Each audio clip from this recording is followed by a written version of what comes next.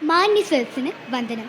മഹാകവി ജി ശങ്കരക്കുറുപ്പിൻ്റെ വിശ്വദർശനം എന്ന തൻ്റെ കാവ്യസമാഹാരമാണ് ഞാൻ കഥാപ്രസംഗ രൂപേണ അവതരിപ്പിക്കുന്ന ചന്ദനക്കട്ടിൽ. വെമ്പല നാട്ടിലെ തമ്പുരാൻ്റെ തമ്പുരാട്ടിക്കൊരു കട്ടിൽ വേണം, കട്ടിൽ കടയുവാന കിഴക്കൻ കാട്ടിലെ ചന്ദനം തന്നെ വേണം. വെമ്പലനാട് ഇന്നത്തെ കോട്ടയം.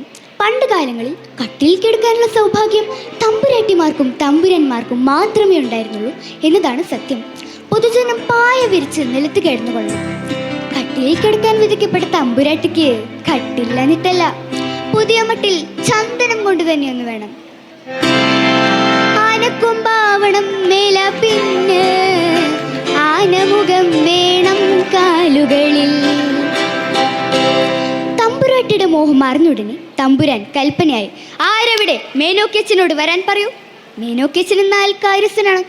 തമ്പുരാന്റെ കൽപ്പന കേട്ടുടനെ മേനോക്കച്ചന്മാരും മേനോന്മാരും നായന്മാരും തച്ചന്മാരും ഒക്കെയായി ഒരു വൻ പട തന്നെ. വാക്കത്തിയും കോടാലിയും എടുത്ത് തമ്പുരാനെ ഓച്ചാനിച്ചു തൊഴുതിറങ്ങി. ചന്ദനമരം തേടിയലിയുന്ന അവരുടെ മനസ്സിൽ തമ്പുരാട്ടിയുടെ രൂപഭംഗി തെളിയുകയാണ്. തഴമ്പു കൊണ്ടു കടഞ്ഞ പോലെ താവുമൊളി പൂണ്ട തമ്പുരാട്ടി, കാരകിലിൻ്റെ മാണമ്പുരണ്ടും കണങ്കാലോളം ചുരുണ്ടിരുണ്ടും മുല്ലപ്പൂമാലയോ നിന്നു നിന്നും നല്ല മുടിയാർന്ന തമ്പുരാട്ടി, വെമ്പല നാട്ടിലെ തമ്പുരാട്ടി. കുറ്റിക്കാടുകളും വയലുകളും തെങ്ങും കവുങ്ങും നിറഞ്ഞ പറമ്പുകളും താണ്ടി ചന്ദനമരം തേടിയലിയുന്ന അവരുടെ ചെവിയിൽ തമ്പുരാന്റെ കൽപ്പന മുഴുകുകയാണ്. തടിമൂത്ത ചന്ദനം കൊണ്ടല്ലാതെ ഇപ്പടിയിലേക്കാരും വരേണ്ട നാളെ, തലയും ചുരിഞ്ഞു തിരിച്ചു വന്നാൽ തലയോടു കൂടി വിടില്ലൊരാളെ. നടന്നു നടന്ന് നേരം ഉച്ചയായി. വിശപ്പും ദാഹവും സഹിക്കവയ്യാതായപ്പോൾ കയ്യിൽ കരുതിയ പൊതിച്ചുറുന്നതിനായി ഒരു അരുവിയുടെ തീർത്ത് മരത്തണലിൽ അവരിരുന്നു. ഭക്ഷണം കഴിക്കുന്നതിനിടയിൽ ഒരാൾ ചോദിച്ചു, അതാ അങ്ങോട്ട് നോക്കൂ, എന്താണത്? അരുവിതൻ വക്കിൽ കുറച്ചകലത്ത് ഒരു മരം ചന്ദനം തന്നെയല്ലേ, പലമരം കണ്ടു തളക്കമാന്ത തലവനാശാരിക്കുണ്ടു നേരെ, ഇടതുകൈ പറ്റി വിലങ്ങനെ വച്ച് ഇടയിൽ പുരീകം ചുളിച്ചു നോക്കി. ഇല്ല, ചന്ദനം തന്നെ. ഇത് കേട്ട പാതി എല്ലാവരും അരുവിയിൽ കൈ കഴുകി മരത്തിനടുത്തേക്ക് പോയിച്ചു. ഒരാൾ ഒരു ചെറു ചില്ല പൊട്ടിച്ച് മണത്തു നോക്കി. ഹായ്, നല്ല മണം, നെറു ചന്ദനത്തിന്റെ തണുത്ത ഗന്ധം. അവർ മുണ്ടരയിൽ മുറുക്കിക്കുത്തി, തോളിൽ കിടന്ന തോർത്തെടുത്ത് തലയിൽ മുറുക്കിക്കുത്തി, കോടാൽ ഉയർത്തി ആഞ്ഞു വെട്ടാനൊരുങ്ങിയപ്പോൾ അതാ ഒരു ശബ്ദം. വെട്ടല്ലേ കൊത്തല്ലേ നായന്മാരെ, വെട്ടല്ലേ കൊത്തല്ലേ തച്ചന്മാരെ, വെട്ടല്ലേ കൊത്തല്ലേ നായന്മാരെ, വെട്ടല്ലേ കൊത്തല്ലേ തച്ചന്മാരെ. പിന്നെ കോടാലികൾ പൊങ്ങിയില്ല. അവർ നിന്നെടുത്ത് നിന്ന് പരസ്പരം നോക്കി. ആരുടെയാണ് ഈ ശബ്ദം? നീ ഏതെങ്കിലും ദേവതയായിരിക്കും? നീ വലിയ ലക്ഷ്യമറ്റാണോ? നമുക്ക് തിരിച്ചു പോകാം, അവർ പരസ്പരം പറഞ്ഞു. പക്ഷേ ചന്ദനമരമില്ലാതെ എങ്ങനെ തിരിച്ചു പോകും? തമ്പുരാൻ കൽപ്പിച്ച കൽപ്പനയോ മുന്നിൽ നിൽക്കുന്നു മിഴിച്ചു നോക്കി. ഇരുമുള്ളു പോരാ, ജഡജി പോരാ, തിരുമേണി കൽപ്പിച്ചിരിക്കയല്ലേ, തടി കൂടാതെ അങ്ങോട്ടു ചെന്നു പോയാൽ തടിയും തലയും പിരിയുമല്ലോ. വരുന്നത് വരട്ടെ, ഞാൻ നോക്കാം, കൂട്ടത്തിൽ ഒരാൾ പറഞ്ഞു. ഒരു കുട്ടിയുടെ ശബ്ദമാണെന്ന് തോന്നുന്നു. ഇനി വല്ല ലക്ഷ്യമറ്റാണെങ്കിൽ പിടിക്കാതിരിക്കാൻ ഈ കത്തി അരികിൽ വെച്ചോളൂ. കൂട്ടത്തിലുള്ളവർ അവന് ധൈര്യം പകർന്നു. പേടിച്ചു വരച്ച് കിതപ്പോടെ ഒടുവിൽ അവൻ ആ മരത്തിന്റെ മുകളിലെത്തി. പൊത്തിലെത്തി നോക്കിയപ്പോൾ അവന് തന്റെ കണ്ണുകളെ വിശ്വസിക്കാനായില്ല. കട്യാവു കൊണ്ടു പുതൽ കണ്ണൊളിരേ ഇരുളിൻ്റെ അകത്തു കൊളുത്തി വച്ചോരരുമ കനക വിളക്കുപോലെ അന്തിത്തൊടുമുകിലിൻ നടുവിൽ പൊന്തി വരും കൊച്ചു താര പോലെ ചെമ്പട്ടിനുള്ളിൽ മിനുക്കി വച്ച ചെമ്പുറ്റ മാണിക്ക കല്ലുപോലെ ആകാശത്തിലെ നക്ഷത്രം പോലെ ഇരുളിൽ കൊളുത്തിവെച്ച വിളക്കുപോലെ ചെമ്പകത്തിന്റെ നെറുമുട്ടുപോലെ സുന്ദരിയായ ഒരു പെൺകുട്ടി. ഈ കുട്ടി ഈ മരപ്പൊത്തിൽ എങ്ങനെ എത്തി?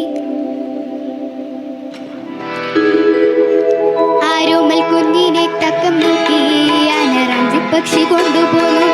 ആ മരപ്പൊത്തിൽ ഇരുത്തി പോലും മോമനിച്ചങ്ങനെ പോറ്റി പോലും. റാഞ്ചി കൊണ്ടുവന്ന കുഞ്ഞിനോട് പക്ഷിക്ക് മാത്രം നിർവിശേഷമായ സ്നേഹം തോന്നി. അതതിനെ ഓമനിച്ച് ലാളിച്ച് വളർത്തി. രാവിലെ കൂട് വിട്ടിറങ്ങിയാൽ രാത്രി ഇരുടാകുന്നതിന് മുൻപേ തൻ്റെ കുഞ്ഞിന് വേണ്ടിയുള്ള കായ്കളുമായി പക്ഷി എത്തിച്ചേരും. ഇങ്ങനെയൊക്കെയാണെങ്കിലും കുഞ്ഞിന് പൊത്തിൽ നിന്ന് പുറത്തിറങ്ങാൻ ഒട്ടും ആഗ്രഹമില്ലാതെ അല്ലായിരുന്നു.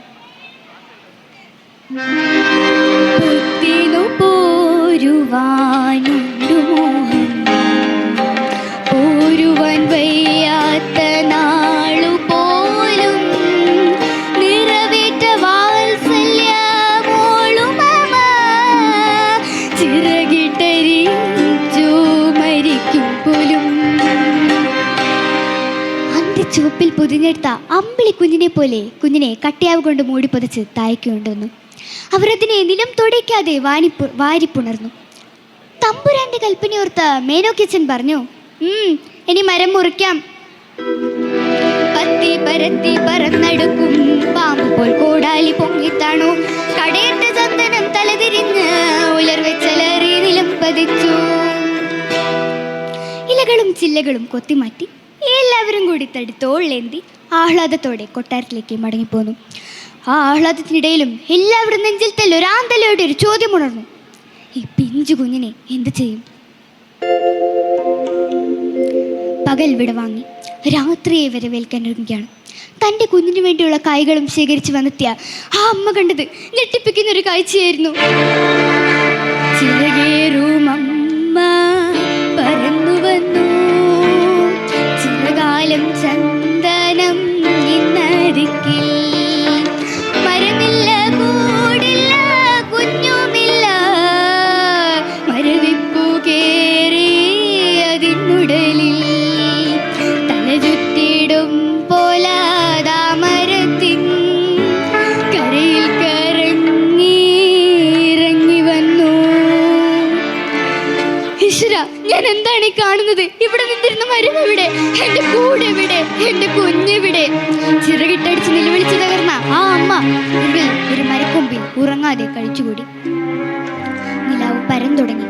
വളരെ ക്ഷീണിതയായി ഉറങ്ങാതിരുന്ന ആ പക്ഷി നിലാവെളിച്ചത്തിൽ താഴെ ചോരപ്പാട് പോലെ എന്തോ കണ്ടു.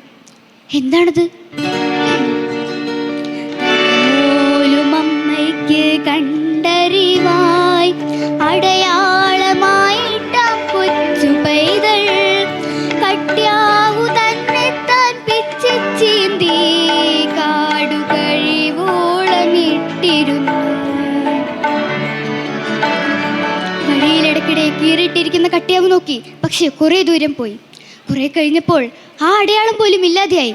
പക്ഷേ കുഞ്ഞിനോടുള്ള അഗാധമായ സ്നേഹം ഒന്നുകൊണ്ട് മാത്രം കുഞ്ഞിനെ കൊണ്ടുപോയ മാർഗം മണത്തറിഞ്ഞ് പറന്നെടുക്കുകയാണ്. അമ്മതൻ സ്നേഹം മണത്തറിഞ്ഞു, പൊന്മകളെ കൊണ്ടുപോയ മാർഗം അരമന തന്റെ അടഞ്ഞവതിൽ അരികെ തടഞ്ഞതു ചത്തു വീണു. കൊട്ടാരത്തിന്റെ അടഞ്ഞ വാതിൽ തട്ടി ആ പക്ഷി ചത്തു വീണു. പാതി വിടുന്ന കൊക്കുമായി അതിനെ കണ്ടപ്പോൾ കൊട്ടാരക്കാവൽക്കാർക്ക് പോലും തൊണ്ടേറി. ചന്ദനച്ചീളുകൾ കൊണ്ട് ചെടിയൊരുക്കി വീരാളിപ്പട്ടിൽ പുതിഞ്ഞ് ആ പക്ഷിയുടെ ജഡം വീരോചിതമായി സംസ്കരിച്ചു. പൊള്ളുന്ന കാഴ്ച കണ്ട് ഇളം പൈതൽ പൊട്ടിക്കരഞ്ഞു. കാലം കടന്നുപോയി. ഇളം പൈതൽ വളർന്നു സുന്ദരിയായി. കൊട്ടാരത്തിലെ ഇളമുറത്തമ്പുരാന്റെ തമ്പുരാട്ടിയായി. തമ്പുരാട്ടിക്ക് വേണ്ടി അതിമനോഹരമായ മറ്റൊരു ചന്ദനക്കട്ടിൽ തന്നെ പണി കൽപ്പിച്ചു. മട്ടും പാതി തൻ്റെ പ്രിയതമയ്ക്ക് വേണ്ടി പണികൽപ്പിച്ച ആ കട്ടിലേക്ക് പ്രിയതമൻ അവളെ സ്നേഹപൂർവ്വം മാനിക്കുമ്പോൾ ആ കൊച്ചു തമ്പുരാട്ടി എന്തോർക്കുകയാണ്? അവളുടെ കണ്ണുകളിൽ നിന്നും കണ്ണീർ ഊർന്നിറങ്ങുന്നു. എന്താ, അവൾ കരയുകയാണോ?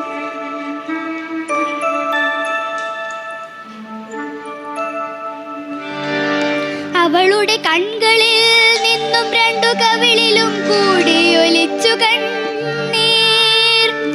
അവളുടെ കൺകളിൽ നിന്നും രണ്ടു കവിളിലും കൂടി ഒലിച്ചു കണ്ണീർ. ചിറകാർന്നൊരമ്മേ പറ്റിയോർത്തോ, ചിറകു വിടർത്തുന്ന ഭാഗ്യമോർത്തോ.